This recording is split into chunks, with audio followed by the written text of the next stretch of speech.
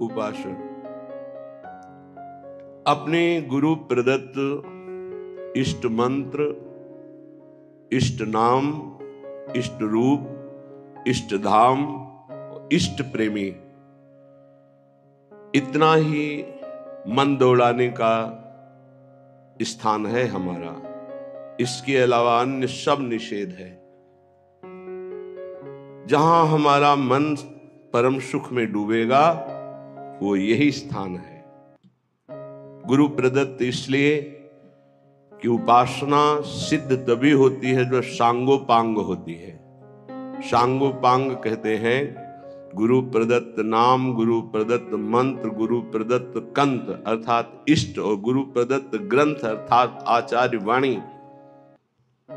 जाकी यह सांगोपांग उपासना हुए, वाको यह रस सिद्ध होए, वही इस रस का रसास्वादन कर सकता है। तो अहोभाग्य है उपासक को जिसको गुरु प्रदत्त उपासना प्राप्त हुई है। ये बहुत बड़ी निधि है।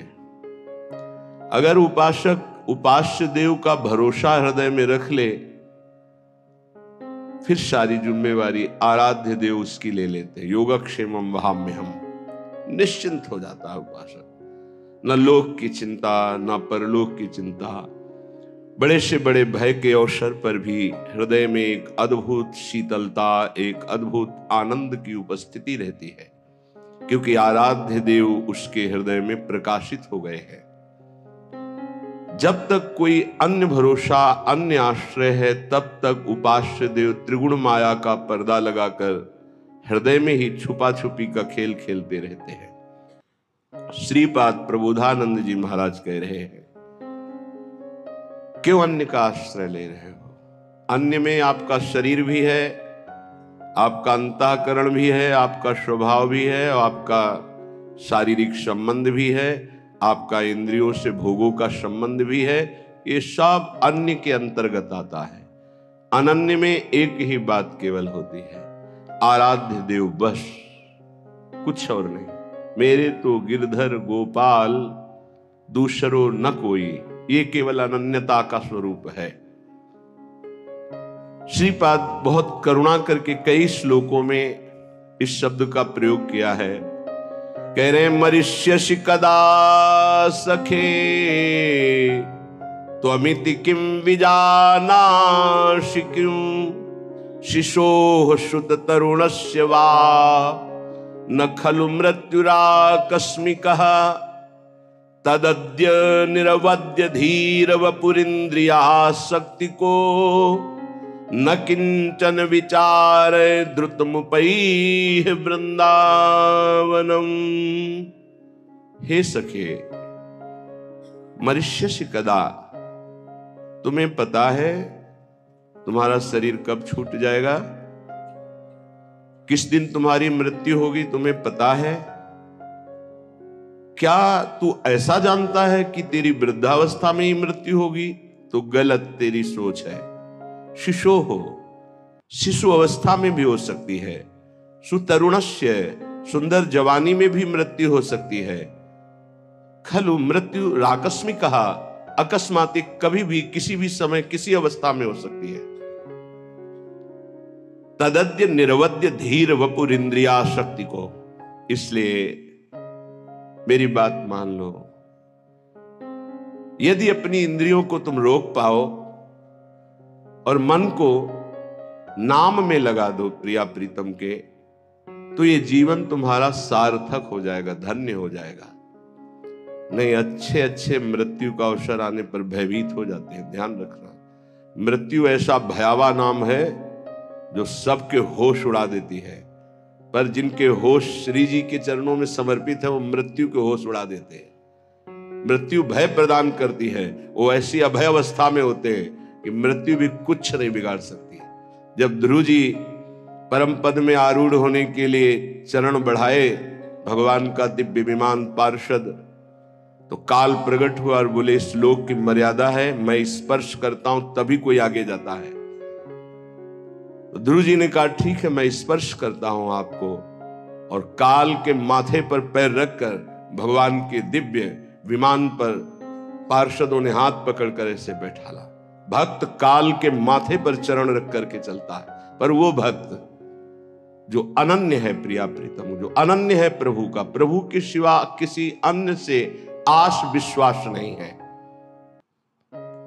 तदद्य निर्वद्य धीर वपुरु, बहुत धैर्यवान हो जाओ, मृत्यु की तैयारी कर लो। बड़ा कठिन है, जीने के लिए तुम हर प्रयास कर रहे हो, लेकिन मरने के लिए कौन प्रयास कर रहा है? धन्य है वो जो अपनी मृत्यु की तैयारी कर रहा है। लाखों करोड़ों अरबों असंख्यों मनुष्य हैं, सब जीने के लिए परेशान हैं, लेकिन कोई बिरला ऐसा है जो मृत्यु की तैयारी कर रहा है कि मुझे जाना है यहां से, मुझे जाने की तैयारी करना है, मुझे नाम जमा करना है, भगवान नाम, मुझे जितेंद्री होना है, भगवत साक्षात्कार करना है, पुनः इस संसार में, भयावह संसार में, जन्म मृत्यु दुख देने वाले संसार में, छली कपटी संसार में नहीं आना, मुझे भगवान की नित्य धाम में रहकर उनकी नित्य लीलाओं का रसास्वादन करते हुए उनकी सेवा में रहना है। ये पहली तैयारी हुई एक श्लोक में कि आप सोचो तुम्हारी मृत्यु होगी, कब होगी, किस समय होगी, कुछ पता नहीं, किसी भी समय हो सकती है। खलु मृत्यु राकस्मिक, अकस्मातिक, तुम्हें पता भी नहीं चलेगा। खेल खेल में हंस रहे, नाच रहे, पधार गए। धैर्यवान बनकर मृत्यु पर विजय प्राप्त करने की तैयारी कोई बिरला करता है, एक कोई फर्क नहीं। प्रवचन की बात नहीं है, अगर हृदय में नाम चल रहा है तो कोई फर्क नहीं है। हर समय अपनी बैग तैयार है, टिकट पास है, जहां जाना है वहां पता है, फोन से पहले बात हो चुकी है कि मैं आ रहा हूं, तैयारी फिट है, वहां से उत्तर आ गया है, आ जाओ। अब बोलो क्या परेशानी? कोई परेशानी नहीं। जिसकी तैयारी नहीं होती, अचानक कोई बात होती है, वो परेशान हो जाता है। जैसे आपके घर में अचानक 50 लोग आ जाए, अब आप परेशान हो जाएंगे। वही जब तैयारी करते हैं तो 500 लोग बारात में आते हैं, आप खूब आनंद पूर्वक उनका स्वागत करते हैं, क्योंकि आपने तैयारी कर रखी है। ऐसे ही मृत्यु के स्वागत की आपने क्या तैयारी की है? उत्तर सबके हृदय में एक ही आएगा, कुछ नहीं।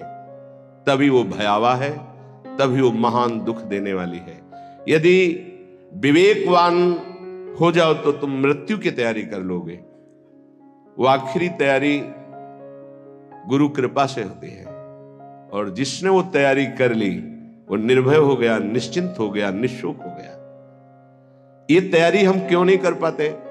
क्योंकि हमें यहां सब कुछ प्रिय लग रहा है, ये देह प्रिय लग रहा है, मकान प्रिय लग रहा है, पुत्र पत्नी परिवार प्रिय लग रहा है, तो हम तैयारी यहां की सब कुछ कर रहे हैं, लेकिन हमको ये पता नहीं कि अचानक हमारा ट्रांसफर हो जाएगा, अचानक हमारा शरीर छूट जाएगा, और उसकी तैयारी न होना सबसे बड़ी हानि होगी। क्योंकि अन्य किसी योनि में आप कुछ तैयारी कर सके मृत्यु से बचने के, ऐसा कोई उपाय नहीं।